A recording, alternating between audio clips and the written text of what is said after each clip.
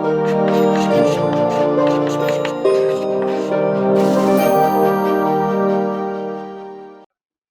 यार हम लोगों ने पिछले वीडियो में जो भी बात की थी वो बहुत जनरल टर्म्स में की थी कि कहानी की तरह मैंने आपको बता दिया कब क्या हुआ। अभी उन्हीं सारी चीजों को हम लोग एक एक करके प्रामाणिकता के साथ देखेंगे कि वास्तव में हुआ क्या था, है ना। तो एक चीज जो आती है वो होती है कि 1980 के दशक में अकुशल प्रबंधन था। अकुशल प्रबंधन था इसका मतलब क्या हुआ कि सरकार को अपने खर्चे चलाने के लिए, किसके लिए, अपने खर्चे चलाने के लिए सरकार को किसकी जरूरत होती है, पैसे की। अपने खर्चे क्या होते हैं, बहुत सारे लोग जो सरकार में नौकरी कर रहे हैं, लॉ एंड ऑर्डर इसको बोलते हैं, कानून व्यवस्था बनी रहे, इस तरह की चीजें होती हैं। तो बहुत सारे लोग हैं जो समाज में प्रशासन, रोजमर्रा का जीवन है, पुलिस को आपको चाहिए ही चाहिए है, कभी भी कोई दंगा भड़क सकता है उसकी सुरक्षा के लिए। तो इन सारे कामों के लिए जो आपको एक प्रशासन चलाने की जिम्मेदारी है सरकार की, उस जिम्मेदारी की वजह से सरकार के अपने खर्चे होते हैं। लेकिन साथ में सरकार की बहुत सारी नीतियां होती हैं। उन नीतियों के कार्यान्वयन के लिए, उनका क्रियान्वयन हो पाए, इसके लिए भी सरकार को क्या चाहिए होता है, पैसा। अब पैसा आता कहां से सरकार के पास, तो सरकार के पास उस समय तक जो पैसा आता था उसमें सबसे बड़ी चीज क्या होती थी, और आज भी वही है, जिसको हम लोग बोलते हैं टैक्स। क्या बोलते हैं, टैक्स, कर। अब टैक्स है आपके पास जिसको हम लोग हिंदी में बोलते हैं कर। साथ में कुछ सरकारी कंपनियां थी। याद करिए 1990 तक तो सरकार ही ज्यादातर हर काम करने की कोशिश करती थी कि सब कुछ हम ही कर रहे हैं, सब कुछ मैं ही कर लूं, है ना। तो सरकारी जो कंपनियां उनको लोग बोलते हैं सरकारी उद्यम, पब्लिक सेक्टर अंडरटेकिंग्स। अब सरकारी उद्यम, उनसे भी थोड़ा पैसा आता था। जैसे मान लो रेलवे है आज, तो रेलवेज की टिकट आप बेच खरीदते हो तो किसको पैसा जाता है, सरकार को जाता है। लेकिन होता यह था कि ज्यादातर सरकारी उद्यम जो है वो घाटे में चलते थे, तो वहां पर भी सरकार को नुकसान हो रहा था। तो जो पैसा था वो मेनली इन दोनों जगह से आ रहा था, जो सरकार की आमदनी थी। अब ये पैसा आ गया, खर्चे क्या है मैंने बता दिया, प्रशासन के, और साथ में बहुत सारी नीतियां उनको चलाने के। और उन खर्चों में वो खर्चे हो रहे थे ज्यादा। ज्यादा क्यों हो जाते थे, क्योंकि यार समस्याएं बहुत सारी चल रही थी। समस्याएं क्या चल रही थी, देश में बेरोजगारी भी थी, जनसंख्या विस्फोट हो रहा था जिसको हम लोग बोलते हैं पॉपुलेशन एक्सप्लोजन। तो बहुत सारे लोग हैं जिनकी जो जनसंख्या में जुड़ते चले जा रहे हैं, नए लोग आ रहे हैं, जन्म बहुत सारे लोगों का होता जा रहा है। और मेडिकल साइंस यानी कि हमारे यहाँ स्वास्थ्य सुविधाएं थोड़ी इंप्रूव हो गई थी, जिसकी वजह से बहुत सारे लोग, जो मृत्यु दर थी वो कम होती जा रही थी, और साथ में नए लोग जो जन्म लेते आ रहे थे वो बढ़ता चला जा रहा था। तो 70 और 80 के दशक में बहुत तेजी से जनसंख्या बढ़ी है। तो इन सारे कारणों की वजह से क्या हुआ यार, समझ रहे हो ना, कि जो पैसा था वो कम पड़ने लगा। यानी कि क्या हो गया, एक चीज होती आय, एक होती व्यय। आय मतलब जो आपकी आमदनी है, और व्यय मतलब खर्चा। एक मूवी आई थी आमदनी अठन्नी खर्चा रुपया, है ना, कभी टाइम मिले, कॉमेडी मूवी थी। तो अब खर्चा हो गया सरकार का ज्यादा और पैसे आ रहे हैं सरकार के पास कम, तो क्या करेंगे। इस तरह की स्थिति को हम लोग बोलते हैं वित्तीय घाटा। घाटा हो गया ना यार, पैसे कम आ रहे हैं, खर्च ज्यादा कर रहे हो, तो इसको हम लोग क्या बोलते हैं, वित्तीय घाटा। और ये जो वित्तीय घाटा सरकार को होता ही है, हमेशा ही होता है। हमेशा होना खराब भी नहीं है, लेकिन सीमा भर में हो तो दिक्कत नहीं है। और जब घाटा होता है तो ये लोग पूरा करते हैं घाटा, कहां से, उधार मांगते हैं। क्या करते हैं, उधार मांगते हैं। अब उधार किससे मांगते हैं, उधार भी कई लोगों से मांगा जाता है। तो एक तो उधार होता है जैसे हम सब लोग हैं, आप लोग हैं, आपके पेरेंट्स होंगे, हमारे, ये सारे लोग क्या करते हैं, सरकार, ज्यादातर जो आम आदमी है वो अपना पैसा बैंक में डाल देता है, ठीक। और बैंक के पास जो पैसा आ गया लोगों की बचत का, वो बैंक बाकी लोगों को लोन में बांटती है। मुझे अपना घर के लिए लोन चाहिए, मुझे कार के लिए लोन चाहिए, मुझे अपना पर्सनल लोन चाहिए, व्यक्तिगत लोन, मुझे अच्छी शिक्षा के लिए लोन चाहिए। तो इन सारे कामों में फिर कई किसान है जिनको लोन चाहिए, है ना, उनको उधार चाहिए। तो ये सब तो देती है, साथ में सरकार को भी बैंक पैसा देती है। किसको, सरकार को भी। यानी कि सरकार भी बैंक के पास जाती है पैसे मांगने के लिए। और बैंक को छोड़ करके मालूम है, साथ जो जनरल पब्लिक है ना, जन सामान्य, उससे भी सरकार पैसे उठाती है। तो उस कैसे उठाती है उसको हम लोग बोलते हैं बॉन्ड। आगे आप लोग फाइनेंस में और इकोनॉमिक्स में, अर्थशास्त्र में लोग पढ़ेंगे। तो सरकार बॉन्ड जारी करती है। क्या करती है, बॉन्ड जारी किया और पैसे उठा लिया। तो अपने ही देश के लोगों से पैसे उठाना और अपनी ही बैंक से पैसे उठाना, ये अपने ही देश के लोगों से उठाया गया है। कहां से उठाया गया है, अपने ही देश के लोगों से। तो यहां पर उतनी समस्या नहीं आती है। लेकिन कई बार क्या होता है कि इन दोनों के साथ साथ सरकार अंतरराष्ट्रीय संस्थाओं से भी पैसे उठाती है। किससे, अंतरराष्ट्रीय संस्थाओं से। और जब अंतरराष्ट्रीय संस्थाओं से पैसे उठाए और वो वापस नहीं कर पाए, ये स्थिति बन गई थी 1991 में। समझ रहे ना। तो तीन जगह से पैसा आ रहा था। उधार कहां कहां से आ रहा था, एक तो बैंक जो है उनसे, दूसरा है जन सामान्य से, और तीसरा है राजा बाबू अंतरराष्ट्रीय संस्थानों से। किससे, अंतरराष्ट्रीय।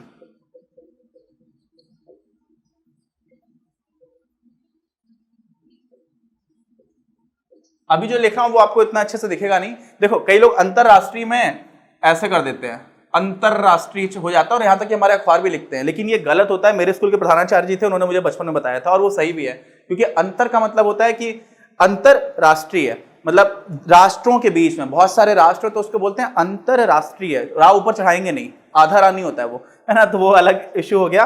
अब आगे हम लोग की अंतरराष्ट्रीय संस्थाओं से जो पैसा उठाया और वो वापस नहीं कर पाए, ये समस्या हो गई थी। इसको हम लोग क्या बोलते हैं, एक्सटर्नल डेट, जो मैंने पहले बताया था, विदेशी ऋण, ये हम चुका नहीं पा रहे थे, है ना। अब हुआ क्या था, यहां तक हम कैसे पहुंचे कि हम इनका कर्जा नहीं चुका पा रहे थे। मैंने आपको बताया था कि सरकार का व्यय ज्यादा क्यों हो रहा था, क्योंकि सरकार, एक तो सरकार की गलती थी, सरकार ने अपने कुप्रबंधन पर ज्यादा ध्यान दिया नहीं 1980 के दशक में, और देश में बेरोजगारी भी थी यार, गरीबी भी बहुत थी, और गरीबी के साथ साथ बहुत सारे जनसंख्या विस्फोट भी हो रहा था। मैंने 3 कारण आपको गिनाए थे। अब इस परिस्थिति में सरकार जब ऐसी योजना बनाती है कि गरीबों को भी पैसा मिले, तो उसको हम लोग बोलते हैं सोशल सेक्टर में काम हो रहा है। किसमें हो रहा है, कि सामाजिक और आर्थिक रूप से लोगों का उत्थान हो। लेकिन यहां पर एक बात समझने की है, देखिए आप सारे लोग जो आज पढ़ाई कर रहे हो, कौन सी कक्षा में, हम लोग कौन सी कक्षा की, कक्षा 11 की बात कर रहे हैं ना, कक्षा 11 का हम लोग अर्थशास्त्र पढ़ रहे हैं। आपने पहले तो कक्षा 1 से 10 तक पढ़ाई की, कक्षा 1 से पहले भी आपने, हो सकता है कई लोगों ने कक्षा 1 से पहले भी 2 साल पढ़ाई की हो, तो आप लोग ऑलरेडी 12 साल पढ़ चुके हो। अभी आप लोग कक्षा 11 करोगे, फिर 12 करोगे, फिर 3 साल बीए करोगे या बीएससी करोगे, या कोई प्रोफेशनल डिग्री बीटेक कर सकते हो, है ना। तो आदमी जब 20-22 साल पढ़ लेता है, मुझे पढ़ते पढ़ते करीब समझ लिए 23-24 साल हो गया है, मैं पढ़ ही रहा हूं तब से, है ना। तो 23-24 साल का इन्वेस्टमेंट होता है। इतने लंबे समय तक आपको अपने ऊपर अपना समय देना होता है, अपनी शिक्षा में खर्चा भी होता है, वो भी करना पड़ता है। इतनी मेहनत जब आप कर पाते हो, तब आपकी मेहनत का परिणाम दिखना स्टार्ट होता है। मैं आज आपको पढ़ा रहा हूं तो ऐसा तो नहीं है कि मैंने एक दिन पढ़ा और बैठ करके पढ़ाने लगा। वो पूरी अंडरस्टैंडिंग बनने में हम लोग कितना लंबा समय देते हैं। और सरकार के पास क्या होता है यार, सरकार के पास इन सारी योजनाओं में जब खर्च कर रही होती है, किसमें, गरीबी उन्मूलन करने में या फिर बेरोजगारी हटाने में, तो इन सारे का अच्छा परिणाम निकलता है, लेकिन तुरंत नहीं निकलता है। और उस समय तो तुरंत जरूरत है, पैसा आपको तुरंत देना पड़ेगा, परिणाम बहुत बहुत दिनों बाद दिखाई पड़ेगा। तो 1980 के दशक में ये सारी चीजें भी करनी पड़ रही थी और उनका परिणाम निकल नहीं रहा था। और साथ में कई बार ऐसा हुआ कि जो उधार का पैसा लिया गया ना, वो अपने खर्चे पूरे करने में कर लिया गया। देखिए उधार आप किसी से लो तो उधार 2 तरह के कामों के लिए लिया जा सकता है। एक तो आपने लिया कि मेरा आज बहुत अच्छा खाना खाने का मन है तो मैं उधार ले लूं, इस तरह का उधार बहुत ही गंदा उधार होता है, क्योंकि आपने खाना खा करके फूंक दिया, अब आपको दोबारा चुकाना तो पड़ेगा ही। दूसरा उधार होता है कि मुझे दुकान लगानी है अपनी, मेरे पास पैसे नहीं है, मैं दुकान के लिए उधार ले रहा हूं, मेरी दुकान चलने लगेगी तो मैं पैसे दे पाऊंगा। तो एक होता है उपभोग के लिए उधार, कि आप खा पी करके बैठ गए मस्त। दूसरा होता है उत्पादन के लिए। अगर आपने उत्पादन के लिए उधार लिया है तो आप उसका रिटर्न पे कर पाओगे। रिटर्न पे कर पाओगे मतलब वो उधार चुकाने के लिए काबिल बन पाओगे। और कई बार ऐसा हो जाएगा कि उधार के पैसे से आप जितना वापस दे रहे हो उससे ज्यादा आपकी आमदनी होने लग जा रही है। क्यों? क्योंकि आपने किसी ऐसी चीज में लगाया है जहां से उत्पादन बढ़े, समझना, उत्पादन बढ़े, और वो नहीं हो रहा था। कई बार हम लोगों ने उधार लिया हमारे देश की सरकार ने अपने खर्चे के लिए। तो इन सारे कारणों की वजह से, कुप्रबंधन की वजह से हम लोग 1991 में पहुंच गए, जहां पर हमने बोला कि हम पैसे नहीं दे पाएंगे। और हमारा जो विदेशी मुद्रा भंडार था, जिसको हम लोग बोलते हैं फॉरेन एक्सचेंज रिजर्व, वो 2 सप्ताह के लिए भी सामान लाने की पोजीशन में नहीं रह गया था। इतनी हालत खराब हो गई थी। हम लोग गए देशों के पास कि भैया पैसे दे दो, उन्होंने मना कर दिया।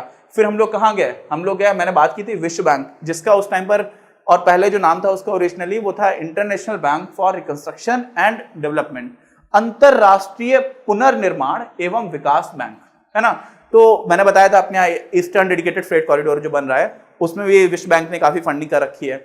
ऐसे ही दूसरी संस्था थी जिसको बोलते हैं अंतरराष्ट्रीय मुद्रा कोष, वो भी मैंने आपको पिछले वीडियो में बताया था। अब मैं व्यवस्थित क्रम में बता रहा हूं, इसलिए एक बार चीजें रिपीट हो रही है। उनके पास गए, हमने कहा कि आप पैसे दे दो। $7 बिलियन की जरूरत थी। उन्होंने कहा हम दे देंगे, लेकिन हमारी कुछ शर्तें हैं। मरता क्या ना करता, हमारे पास और कोई देने वाला पैसा था नहीं, हम लोगों का उधार चुकाना था। तो हमने उनकी बात मान भी ली।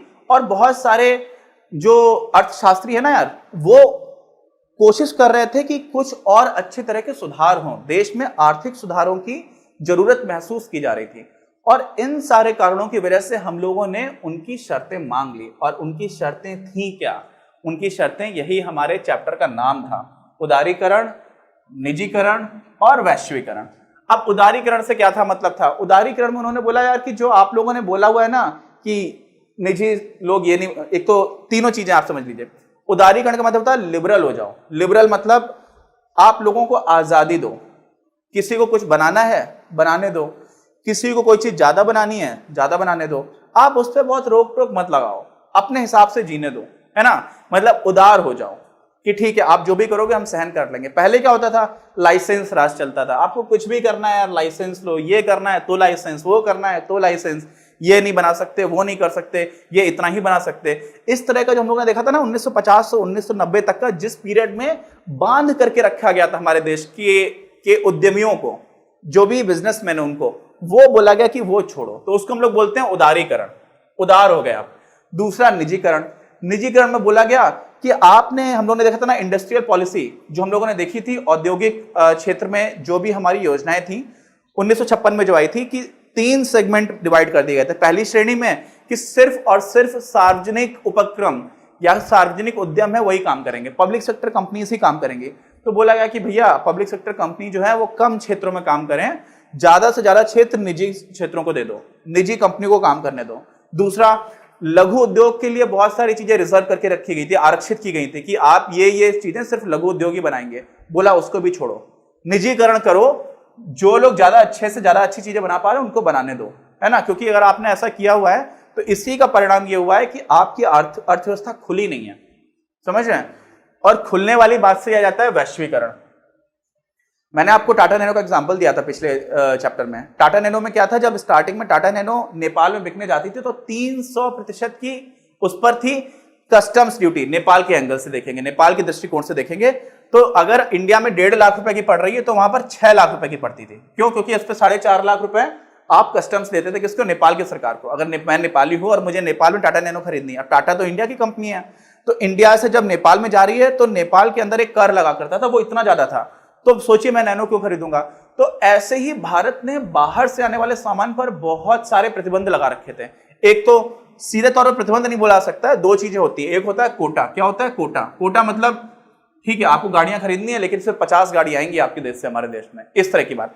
कोटा मतलब संख्या निश्चित कर दी। दूसरा होता है टैरिफ, है ना। क्या होता है टैरिफ? इंग्लिश में बोलते हैं उसको टैरिफ। ऐसा समझ लो एक तरह का कर है कि आप दे रहे हो, जैसे यहां पर ये कर है कि 300% का हम कर लगाएंगे, तो ऐसे ही भारत भी बहुत ज्यादा कर लगाता था। तो इन्होंने बोला कि आप कर जो है वो कम करो, जो बाहर से सामान आ रहा है वैश्वीकरण करो, अपने देश को खोल दो।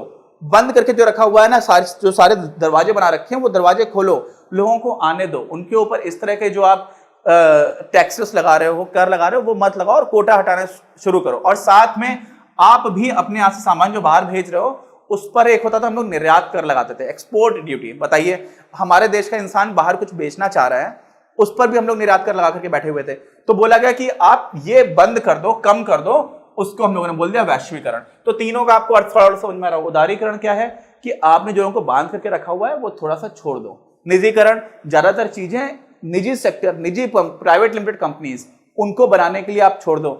फिर वैश्वीकरण के अपने देश के दरवाजे बाहर की दुनिया के लिए खोल दो। ये 3 चीजें उन्होंने शर्त रखी और भारत ने बोला कि हमें आपकी शर्त मंजूर है। हम मानना भी चाह रहे थे, अर्थशास्त्री भी बहुत सारे ऐसा बोल रहे थे। और फिर इन तीनों ही तरह की चीजों को मानने के लिए हमने जो कुछ भी काम किया उनको 2 कैटेगरीज में बांटते हैं। किस में बांटते हैं? 2। पहले होता है जिसको हम लोग बोलते हैं स्टेबलाइजेशन। क्या बोलते हैं? स्टेबलाइजेशन। आप सबके घर में स्टेबलाइजर होता है ना, वोल्टेज कम ज्यादा होता है ना, तो स्टेबलाइजेशन का मतलब क्या होता है कि वो स्थायित्व तो लेकर के आ रहा है। स्थायित्व मतलब बहुत डोल मोल हो रही है चीजें वैसी ना रहे, स्थायित्व तो रहे, है ना। एक मैंने मूवी देखी थी बहुत पहले, याद नहीं आ रही, उसमें बस इतनी ज्यादा हिलती डुलती थी कि लोग एकदम से बहुत ही ज्यादा तकलीफ होती थी। तो एक स्थायी चीज रहे। उस समय क्या हो गया था यार कि हमारे देश को इतना ज्यादा खतरा पड़ रहा था कि हमें कर्ज लेना पड़ रहा है। तो उस समय की स्थितियां, उनको कैसे स्थायित्व दिया जाए, तो स्थायित्वकारी जो भी मेजर्स थे, मेजर्स मतलब इस तरह के काम किए गए कि चीजें स्थायी हो जाएं, चीजें में जो इतनी ऊपर नीचे जो जा रहा है वैसा ना हो। तो ये थी शॉर्ट टर्म के लिए, कैसे? थोड़े समय के लिए, कि अभी अभी की बात है, अभी अभी हम चीजें ऐसा कर लेते हैं। दूसरे होते स्ट्रक्चरल मेजर्स। क्या होते हैं स्ट्रक्चरल? स्ट्रक्चर मतलब क्या होता है यार?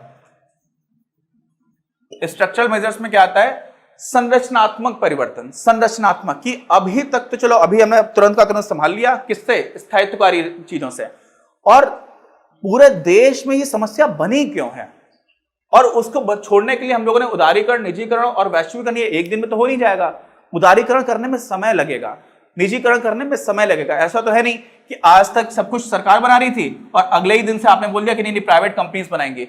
अब प्राइवेट कंपनी कहां से बनाएगी भाई? उसको पहले आना तो पड़ेगा, समय लगेगा ना उस चीज में। वैश्वीकरण में ऐसा तो है नहीं कि आज तक आप कह रहे थे नहीं हम इतना टैक्स लेना, आपने अचानक से एक दिन से सारा टैक्स खत्म कर दिया, ऐसे नहीं होता है। तो ये सारी चीजें थी स्ट्रक्चरल चेंजेस। कैसे थे? संरचनात्मक परिवर्तन। और इनको करने के लिए हमने बोला कि ये हम लंबे समय में करेंगे। तो ये हमारा चैप्टर का पूरा एक ब्रीफ इंट्रोडक्शन हो गया। हम लोग एक एक करके पढ़ेंगे कि उदारीकरण में हम लोगों ने क्या किया, निजीकरण में क्या किया, फिर वैश्वीकरण में क्या किया, और इनका क्या परिणाम हुआ हमारे देश पर। क्या सब कुछ अच्छा हुआ, या क्या क्या अच्छा हुआ, कुछ ऐसी भी कमी थी जो हम लोगों ने सोची थी और वो नहीं दूर हो पाई। ये सारी हम लोग बात करेंगे अपने अगले वीडियो में।